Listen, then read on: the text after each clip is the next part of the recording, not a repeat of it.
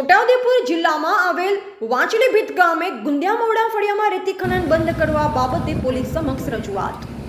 છોટાઉદેપુર જિલ્લામાં આવેલ છોટાઉદેપુર તાલુકાના વચલીભીત ગામે ગુંદિયામોડા ફળિયામાં લગાતાર રાત અને આખો દિવસ રેતી માફિયા કોઈ પણ ડર વગર વસવા નદીમાંથી છેલ્લા 2 વર્ષોથી રેતીનું બેફામ ખોદકામ કરી વેચાણ કરે છે।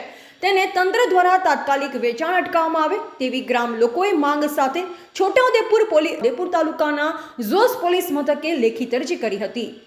યલગા ન્યૂઝ છોટાઉદેપુરની ટીમ તેમની વહારે જઈ તેઓની સમસ્યાને વાચ આપવા પ્રયત્ન કરાયા હતા।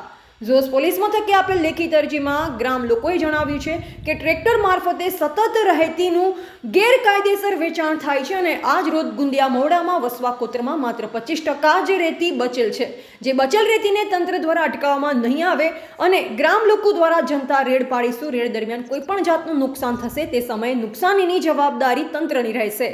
આમાં અમારી કોઈ પણ જાતની જવાબદારી રહેશે નહીં અને 10ની અંદર આ રેતીનો ધંધો અટકાવવામાં નહીં આવે તો અમે આંદોલન કરીશું તેમ આપેલ લેખિત અરજીમાં જણાવ્યું છે।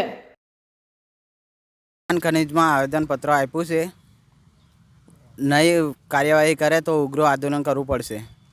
કયું ગામ? જોજ ગુંદિયામોડા ગામ જોજ પોલીસ સ્ટેશન લાગે છે। પોલીસ અધિકારી તો હપ્તા ખાય છે તો કોઈ કાર્યવાહી કરતા નહીં।